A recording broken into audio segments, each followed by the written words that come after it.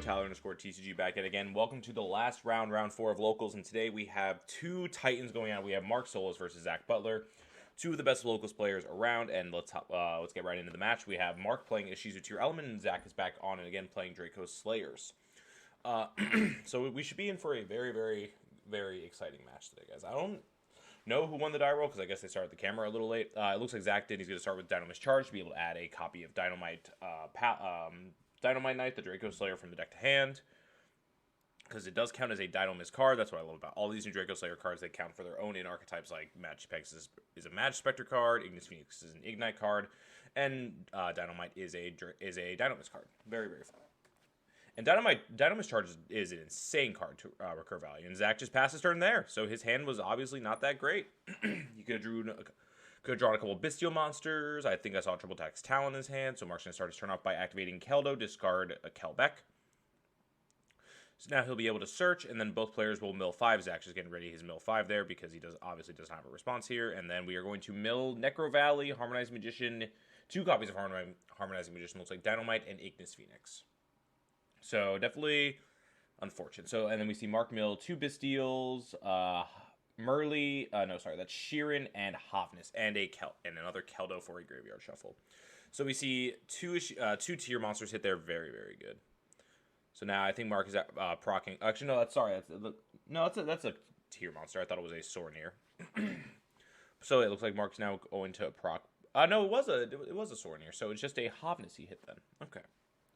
So now he's using the Hobness effect to send 2 monsters, that and Merly back to the deck, so he can fuse summon into a Kitkalos, and then he's going to proc the effect Kitkalos now to grab a Tier Element monster, Tier Element card. Let's see which one he wants to grab. Possibly a copy, and he's going to add Rhino Heart from deck to hand. Probably for the best, so that way you just guarantee you hit a Tier Element instead of like search something like a Merly, then tributing and then milling 8, because then you then you have to think about if you're going to hit a name, but if you just get the Rhino Heart out, you're guaranteed to send a name no matter what. So there we go, and now we're going to tribute Kitkalos and then special summon the Rhino Heart. We're going to go Chainlink 1 Rhino Heart, Chainlink 2 Kitkalos. We had Crime, Hobness, Terraforming, Hobness, Medora, and then we're going to now send a Tier Element monster, probably either like a Sheeran or Merly, one of the two he hasn't used yet. And it looks like Sheeran will be his choice here, so now he will be able to fuse summon again, probably making Tier Elements Rukalos with the Kitkalos and the Sheeran, and just attacking for a lot of damage. After that, so there's the Rukalos now. So now, I believe the Keldo is like a 1,500 point attack point monster. I believe its stats are very small. And Zach just paying over the graveyard real quick, and Mark having also the Primitive Planet. Mark just opened insanely, very, very well now. Because Mark has not yet normal summon, so now he can go for. He's searching out a copy of Sheeran, so he's gonna probably go effective Sheer instead send a monster from hand to grave, and then hope to hit the last tier element he hasn't used, which is Merly. And unfortunately, no tier element monsters hit. We do have we add Crime back off the effect of, I believe it's the Rukalos or it's the Crime itself. And now, is this just lethal on board? Because this is 23 2K. This is 43, and yeah, that's it. That is enough on board for lethal. So Mark quickly cleaning up game 1 with a very quick OTK because all the Tearlament monsters are being boosted by 500. So Rukalos is at 3,500 plus another 2K from Rhino Heart, and then another 23 already, and then you just need the tiny little bit amount of damage. And we see Mark actually side decking the copies of Herald of Origin Light. Very interesting that he doesn't choose to main deck them. If I know Mark, he probably he builds his decks the most optimal way, just to make sure you always hit a name off of your mills. So, and that really shows how much time and testing Mark has put into the Ishizu Tier Element deck. Just constantly always making sure you're always hitting a name. Like I hear him always talking about how he never really misses a mill in his deck, which is incredible. It just shows very well done deck building and just overall knowledge of the deck overall. And so we see Zach put in a couple copies of now Dimension Shifter, because Dimension Shifter can just shut down Mark's turn by just not being able to send anything for graveyard. Hopefully Mark just doesn't draw the Herald of Orange Light to negate the Dimension Shifter, and then everything just goes downhill from there. But other than that, I can't really think of what else Zach would maybe side into. Possibly the Bestials, I believe he is in main. He's main decking the Bestials, so he already has enough hate for Tier Element. And then just throwing in the copies of Dimension Shifter just makes it even better for Zach. So let's see what happens. Looks like the players are all done and shuffled up here, and then we are going to hop right on into game number 2 now. Very exciting. Very exciting. I always love watching Mark and Zach play. It's such a good way to learn how to combat the meta because of just how many events both Zach and Mark have been to. Zach has been to many YCSs, many nationals over the years, and then Mark has just been to a lot of regionals as well as all pretty much almost every YCS that was in America this year. And I know Mark has been to a couple nationals himself, so he's just a very well-renowned player. If I am correct, Mark plays in locals has 4 local tournaments every week under his belt. So he's always practicing, he's always testing online with his friends and everything. So it just shows Mark's commitment to the game and just shows how much he loves it.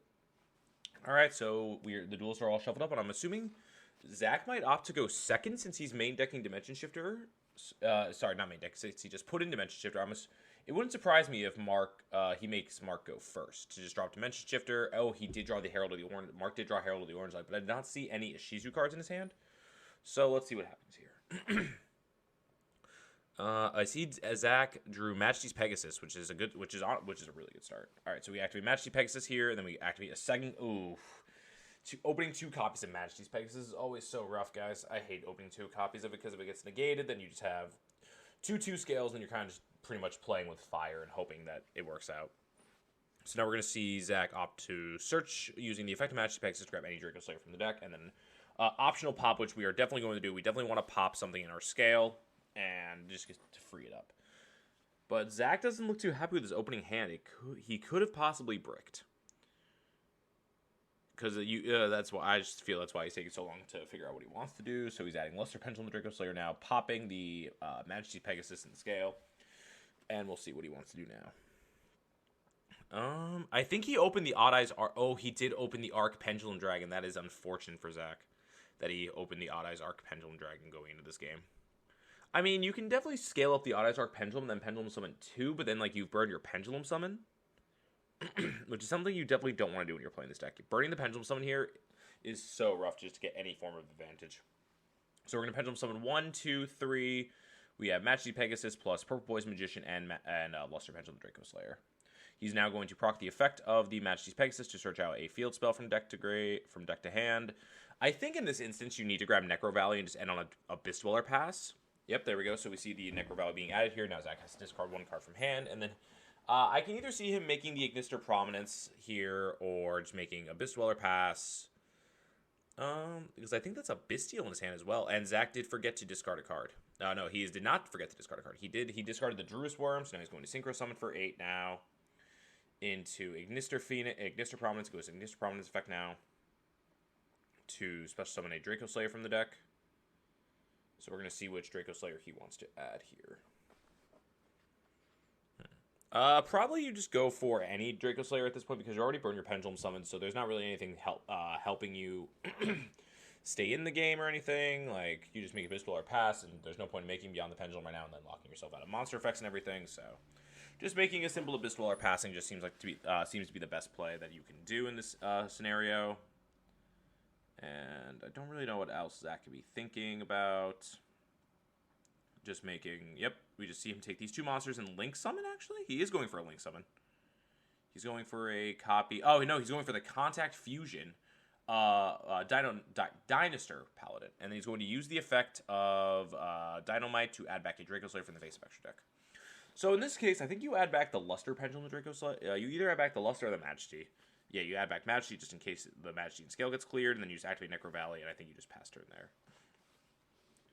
Mark's just reading over all of Zach's cards real quick, just to make sure. Don't think Mark's ever gone up against like these Odd Eyes cards before, and then we're just going to see Zach now take... Is he going to take these 2 and turn them into a number 38 Hope Harbinger? That can definitely be what... And no, I think Zach's just going to end his turn with that. We're just going to see Mark draw for turn now, and... Let's see what Mark wants to do. Oh, he has Tearlament's Heartbeat in his hand. That is going to definitely out the copy of Necro Valley, and it's just so unfortunate. Let's see what happens here. So, Mark's going to start his turn by activating Tearlament's Heartbeat, popping the Necro Valley, which Zach definitely did not want to see. And Mark now has 5 cards in hand, and that's it. Yep, we just see Zach scoop it up. Thank you guys so much for watching this week of Locals, and see you guys next time.